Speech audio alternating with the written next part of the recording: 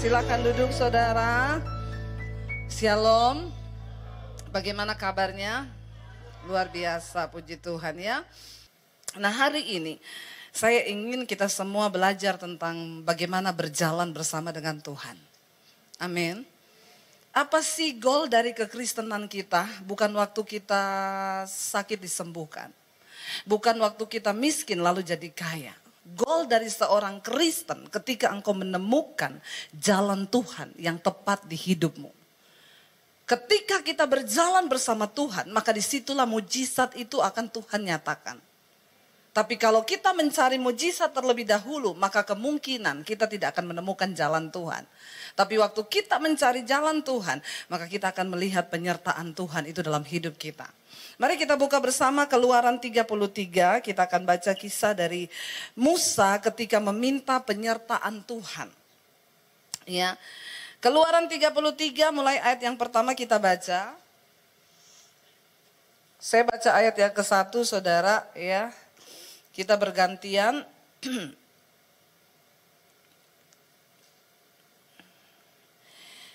Keluaran 33 ayat yang pertama berkata begini, berfirmanlah Tuhan kepada Musa, pergilah berjalanlah dari sini engkau dan bangsa itu yang telah kau pimpin, keluar dari tanah Mesir ke negeri yang telah kujanjikan dengan sumpah kepada Abraham, Ishak dan Yakub. Demikian kepada keturunan mula akan kuberikan negeri itu. 2.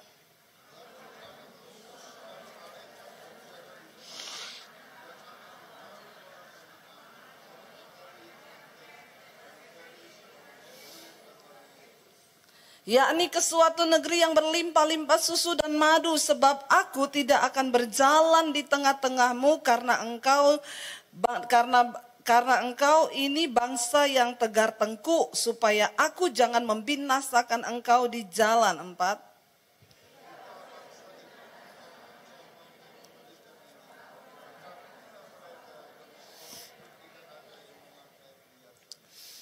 Ya, saudara, ketika Tuhan berbicara kepada Musa, Tuhan bilang engkau harus keluar bawa bangsa ini, tapi aku tidak berjalan bersama dengan engkau. Tapi tenang Musa, aku gak berjalan bersama engkau, tapi ada malaikatku yang akan aku suruh untuk mengawal engkau dalam setiap perjalananmu. Ya. Lalu aku juga akan menyertai engkau dengan tanda-tanda ajaib, dengan mujizat. Kenapa? Engkau akan mengalahkan musuh-musuh orang-orang kuat yang akan menghalangi engkau. Tenang aja, saudara, saya mau tanya, kalau dalam hidup ini lalu Tuhan bilang begitu, berjalanlah, malaikatku menyertai, usahamu akan diberkati, semua yang kita seneng gak? Ya, senang banget ya. Wah, dikasih malaikat menyertai. Semua musuh-musuh kita dikalahkan oleh malaikat itu. Kuasa, penyertaan, otoritas Allah menyertai kita. Wow, bukankah itu cukup? Ya, kenapa Tuhan bilang? Karena kalau aku berjalan bersama dengan engkau, nanti aku takut akan membinasakan engkau karena engkau ini tegar tengkuk, keras kepala bangsa ini. Lalu ketika mereka mendengar ancaman itu, ya orang Israel mendengar Tuhan berkata seperti itu, berkabunglah mereka dan seorang pun tidak ada yang memakai perhiasan. Ayat yang kelima, berfirmanlah Tuhan kepada Musa, katakanlah kepada orang Israel, kamu ini bangsa yang tegar tengkuk, jika aku berjalan di tengah-tengahmu sesaat pun, tentulah aku akan membinasakan kamu. Oleh sebab itu tanggalkanlah perhiasanmu, maka aku akan melihat apa yang aku akan lakukan kepadamu. Tuhan bilang gini, ya oke, aku akan pertimbangkan ya. Karena aku takut kalau aku berjalan dengan engkau sebentar aja, pasti aku akan membinasakan engkau. Kenapa? Engkau itu keras kepala, tegar tengkuk. Lalu mereka merendahkan diri, mereka menanggalkan perhiasan. Perhiasan itu berbicara tentang kebanggaan kita di hidup ini. Mengikut Tuhan, kita nggak bisa membawa apa yang kita banggakan. Ada orang-orang yang membanggakan hartanya, ada orang-orang yang membanggakan kepinterannya, ada orang-orang yang membanggakan karunianya. Saudara, percayalah, semua itu nggak ada artinya tanpa penyertaan Tuhan. Amin. Kepintaran kita, harta kita, semua yang kita miliki, kebanggaan kita tidak akan pernah ada artinya. Makanya Tuhan bilang, tanggalkan, semua perhiasan tanggalkan. Lalu aku akan berpikir apa yang harus aku lakukan bersama dengan engkau. Ya, coba saudara baca ayat yang berikutnya, ayat yang ke-6. Demikianlah apa? Orang Israel tidak memakai perhiasan lagi sejak di gunung Horeb. Ayat 7, sesudah itu Musa mengambil kemah dan membentangkannya di luar perkemahan, jauh dari perkemahan, dan menamainya kemah pertemuan. Setiap orang yang mencari Tuhan, keluarlah ia pergi ke kemah pertemuan yang di luar perkemahan. Apabila Musa pergi keluar ke kemah itu, bangunlah seluruh bangsa itu dan berdirilah mereka masing-masing di pintu kemahnya, dan mereka mengikuti Musa dan matanya sampai ia masuk ke dalam kemah. 9, saudara baca.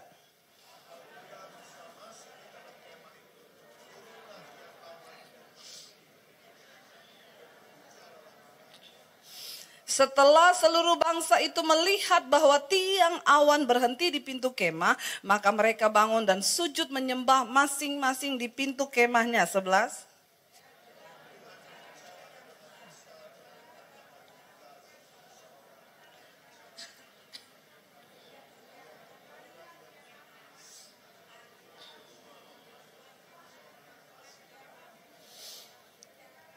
Lalu berkatalah Musa kepada Tuhan, memang engkau berfirman kepadaku, suruhlah bangsa ini berangkat. Tetapi engkau tidak memberitahukanku kepadaku siapa yang akan kau utus bersama-sama dengan aku. Namun demikian engkau berfirman, aku mengenal namamu dan juga engkau mendapat kasih karunia di hadapanku. 13.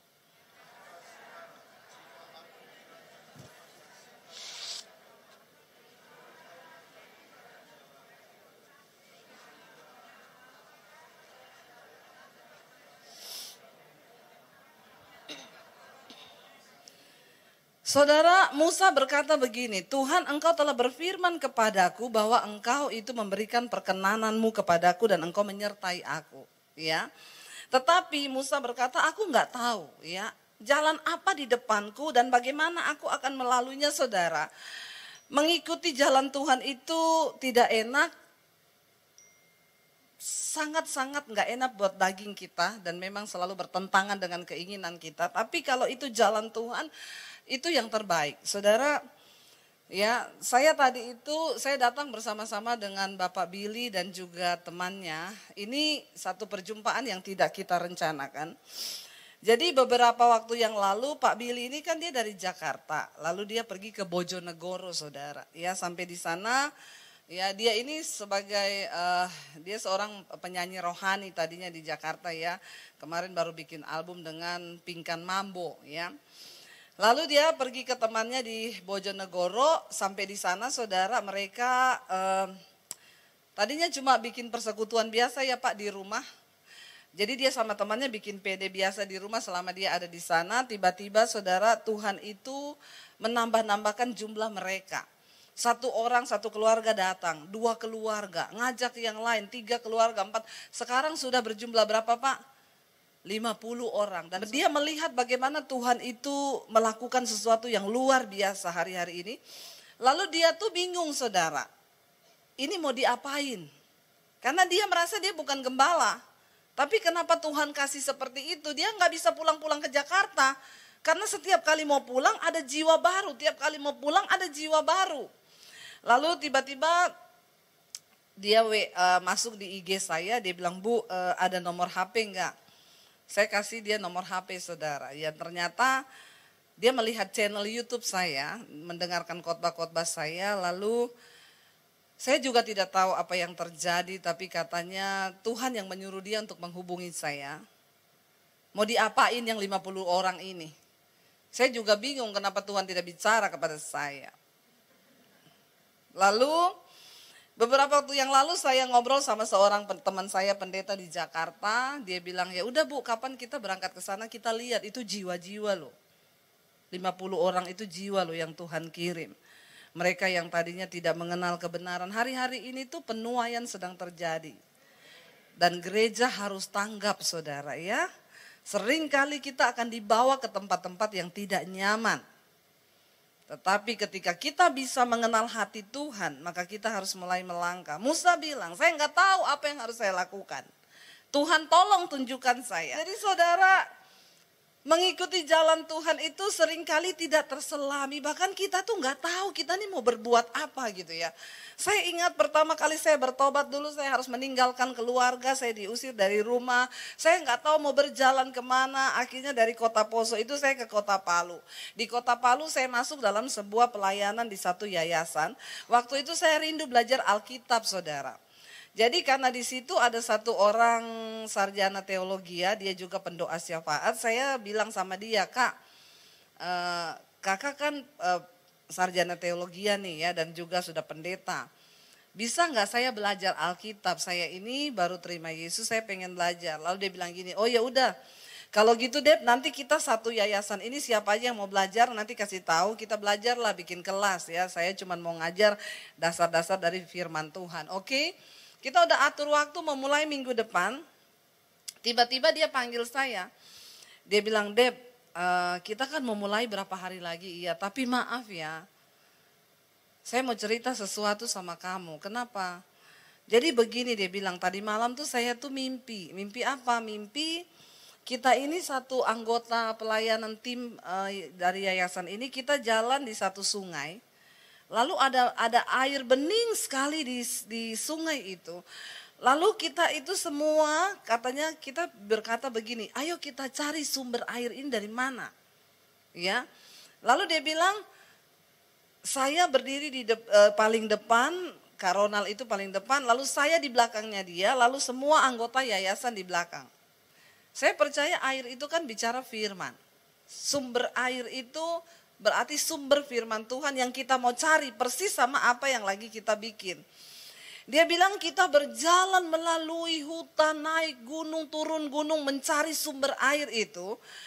Ketemu dapat mata airnya itu bening sekali. Lalu saya menoleh ke belakang, saya kaget lihat kamu nggak ada. Tapi semua ada, cuman kamu yang nggak ada. Terus saya bilang begini, loh Tuhan, kan yang pengen belajar itu, yang pengen mengetahui itu kan Debbie. Lah kok kenapa begitu ketemu dia nggak ada? Dia bilang gini sama saya, kamu tahu nggak Tuhan jawab apa sama saya? Kalau untuk Debbie, kamu nggak usah ngajari dia, karena tanganku sendiri yang akan mengajar dia. Saya kaget, saudara, amin-amin aja iya. Tapi waktu itu saya takut, saudara. Saya bilang, hah? Aduh Kak, please, saya jadi merinding mendengarnya. Iya Deb, dia bilang maaf saya bukan gak mau ajarin kamu. Tapi Tuhan bilang Tuhan yang akan mengajar kamu sendiri.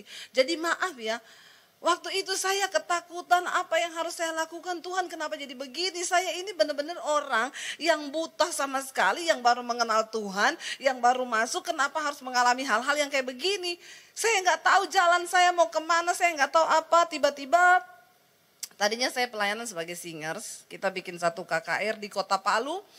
Lalu ada pendeta datang saudara khotbah ya. Setelah KKR itu dia panggil kita semua singers berenam. Dia bilang begini, kalian berenam ya dengar ada suara Tuhan buat kalian. Setelah acara ini Tuhan akan mencerai-beraikan kalian. Bukan karena kalian berantem, tapi kalian harus menjadi berkat untuk kota-kota yang lain. Wah kita kaget saudara. Saya cuma menyerahkan hidup saya, Tuhan tuntun aku dalam jalanmu karena ketika aku menerima Yesus hidupku itu adalah bagi Kristus. Saya udah gak peduli yang lain, pokoknya bagi Kristus.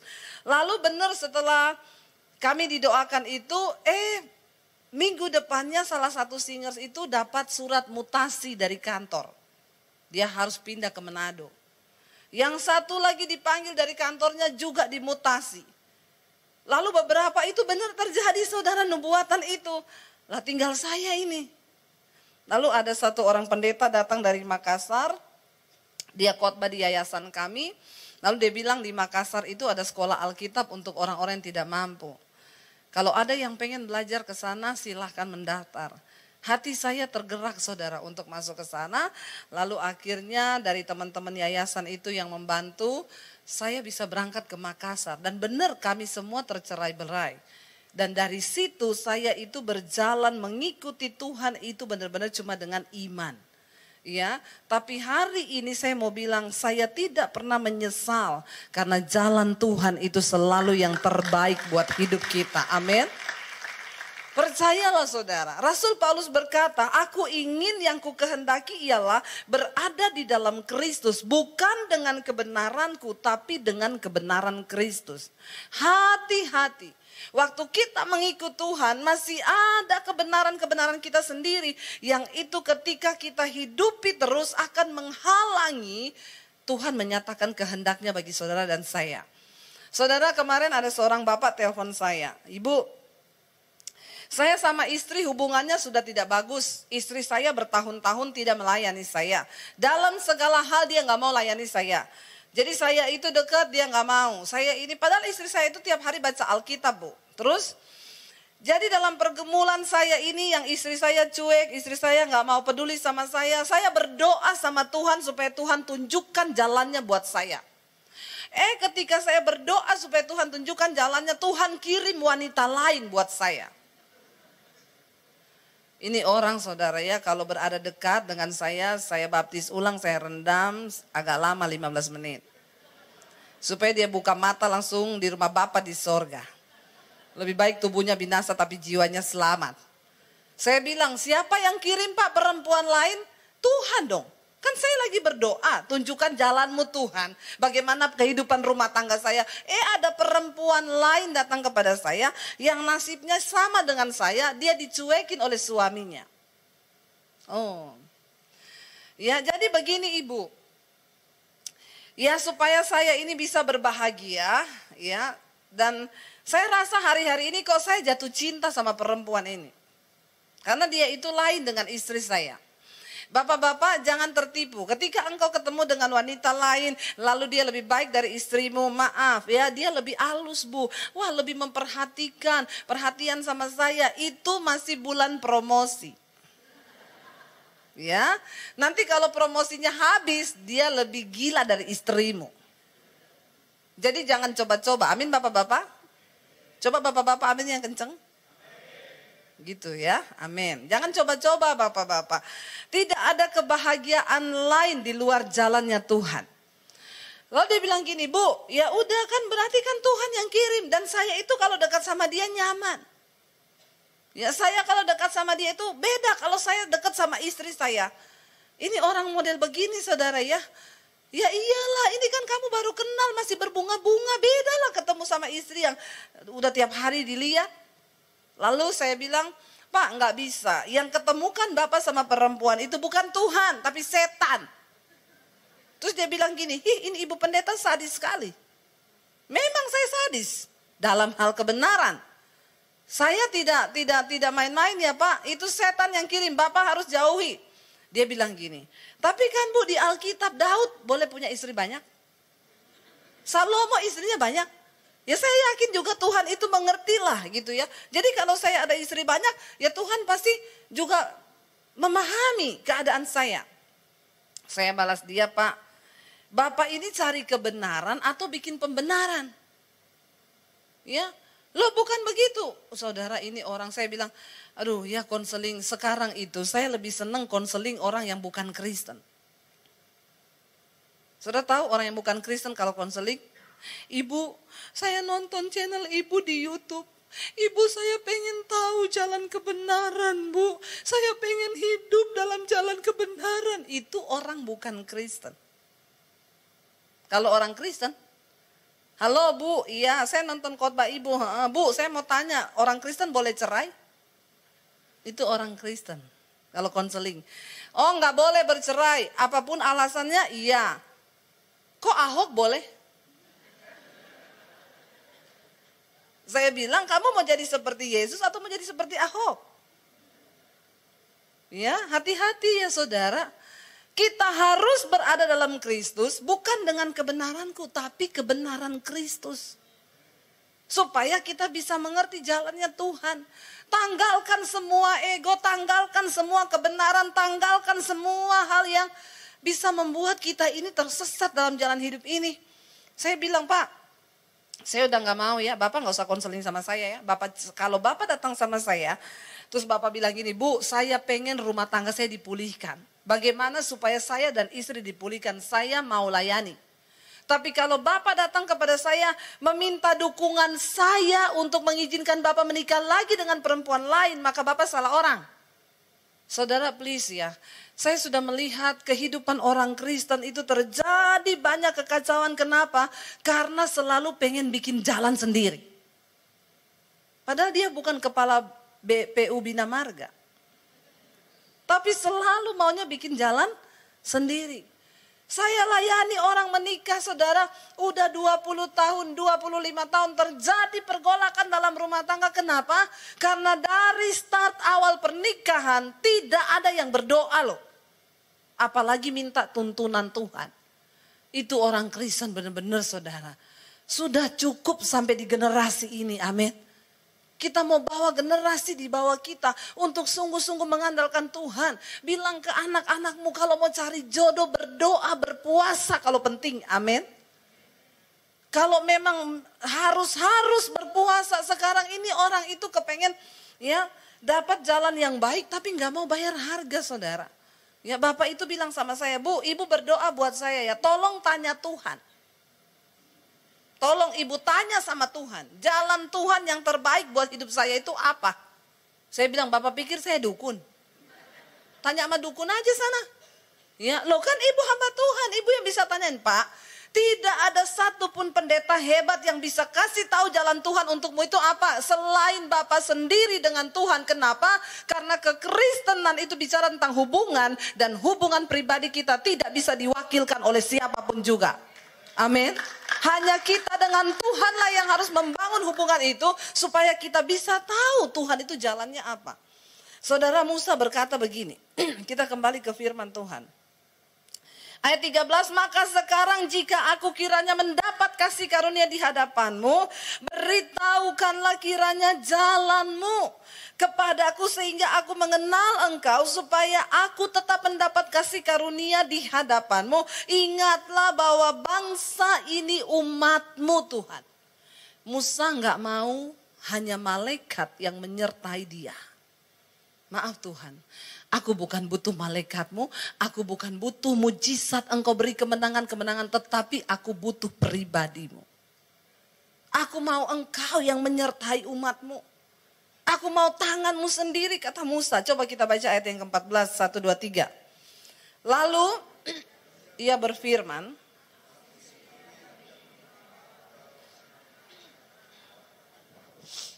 berkatalah Musa kepadanya, jika engkau sendiri tidak membimbing kami, janganlah suruh kami berangkat dari sini.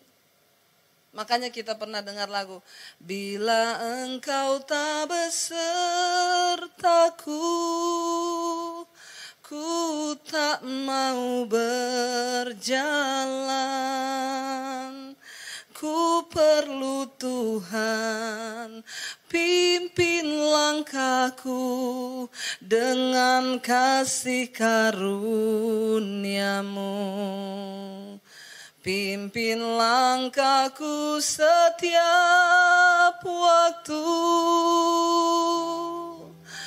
berjalan dalam rohmu. Nyatakan Tuhan kemuliaan-Mu dan berjalanlah denganku. Mari nyanyikan sama-sama. Bila engkau tak besertaku, ku tak mau berjalan. Ku perlu Tuhan, pimpin langkahku dengan kasih karuniamu. Pimpin langkahku setiap waktu, berjalan dalam rohmu. Nyatakan Tuhan kemuliaan-Mu dan berjalanlah denganku. Lebih lagi saudara bilang, bila Engkau tak besertaku,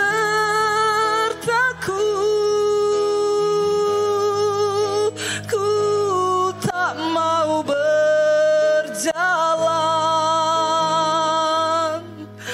Ku perlu Tuhan, pimpin langkahku dengan kasih karunia-Mu. Pimpin langkahku setiap waktu, berjalan dalam Roh-Mu. Nyatakan Tuhan kemuliaan-Mu, dan berjalanlah denganku. Naikkan pujian ini jadi doa kita. Bila Engkau tak besertaku, ya Tuhan, kami tidak ingin berjalan Tuhan tanpa penyertaan-Mu dalam hidup kami, Yesus. Kami perlu Tuhan dalam hidup kami. Amin. Dengan kasih karunia-Mu, pimpin langkahku setiap waktu, berjalan dalam Roh-Mu. Nyatakan Tuhan kemuliaan-Mu, dan berjalanlah lebih lagi. Saudara katakan, bila Engkau tak besertaku, ku tak mau berjalan. Ku perlu Tuhan, pimpin langkahku dengan kasih karunia-Mu. Pimpin langkahku setiap waktu, berjalan dalam Roh-Mu.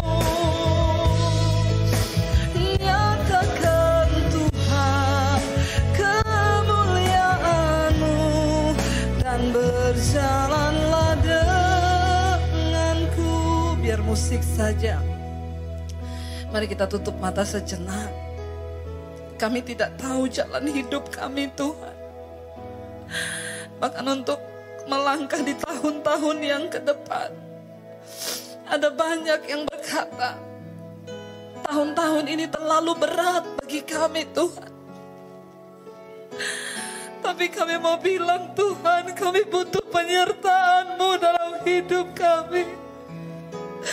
Karena kami tidak punya kekuatan untuk berjalan sendiri dalam hidup ini. Kami butuh Tuhan. Kami butuh Engkau, Bapa. Pegang tangan kami, Tuhan. Pegang tangan kami. Kami tidak bisa berjalan tanpa Engkau. Bahkan memasuki tahun yang baru, Tuhan. Kami butuh penyertaan Tuhan dalam hidup kami. Ada begitu banyak yang akan terjadi di dunia ini.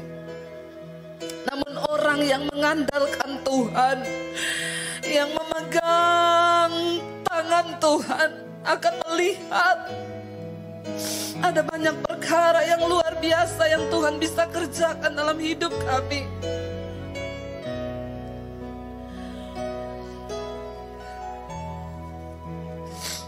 Seperti seorang wanita yang mengalami pendarahan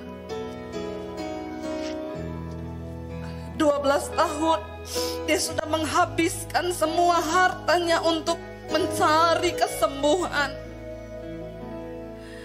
Ketika dia mendengar tentang Yesus, dia berkata, asal ku jamah saja jubahnya, aku pasti disembuhkan.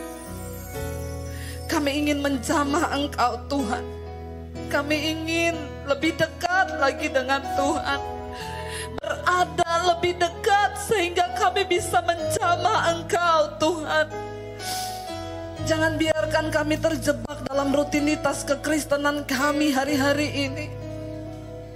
Kami tidak ingin terjebak Tuhan, kami mau mengenal Engkau lebih dalam lagi. Kami mau punya hubungan yang intim bersama dengan Engkau Tuhan. Ya Allah,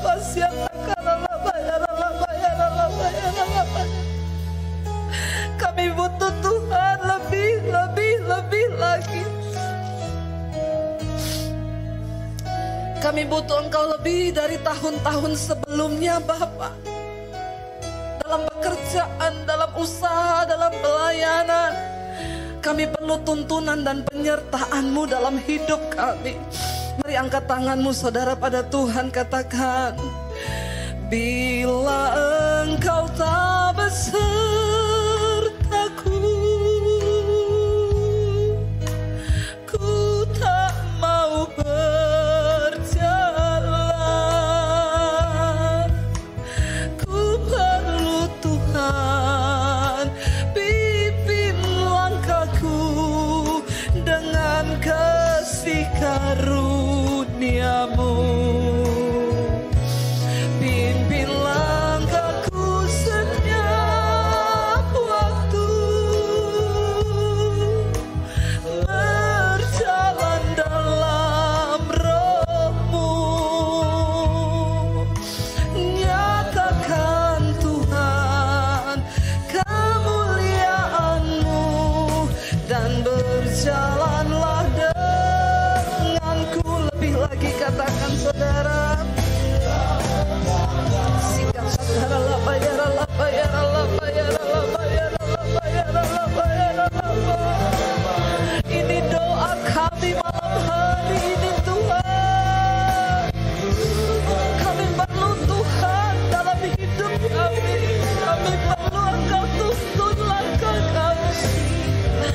Kami tidak mau berjalan sendiri tanpa Engkau Tuhan. Kiralah bersiaplah, kiralah bayarlah, bayarlah.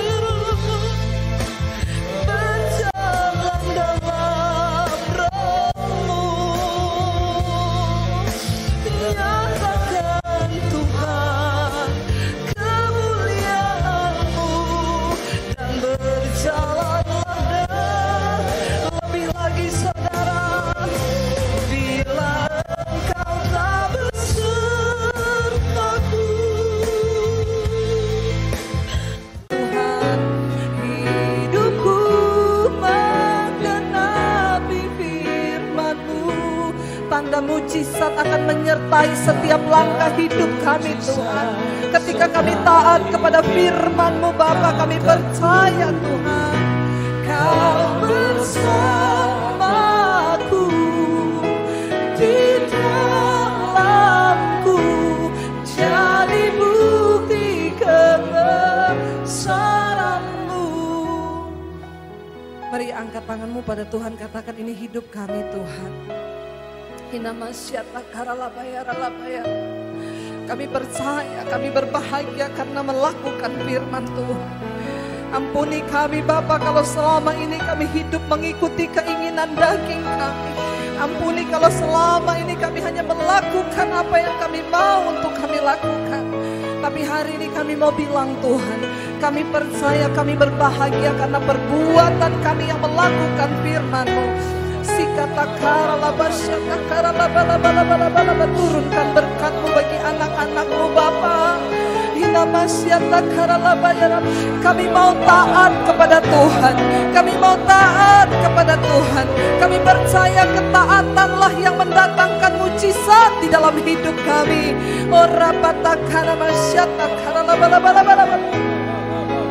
Saudara yang datang suami istri, mari bergandengan tangan. Hamba berdoa buat setiap suami istri yang datang Tuhan. Berkati pernikahan kami. Kami berdoa kasih Kristus yang ada dalam pernikahan kami. Kami taklukkan setiap keinginan daging, emosi kami, keakuan kami, ego kami. Kami taklukkan kepada firman Tuhan. Karena kami tahu kami berbahagia karena melakukan firman-Mu Bapa. Bahkan yang sudah diambang kehancuran hari-hari ini, yang kasihnya mulai tawar, biar Roh Kudus-Mu, kasih-Mu Bapa yang kembali membakar Tuhan hati dan hidup kami.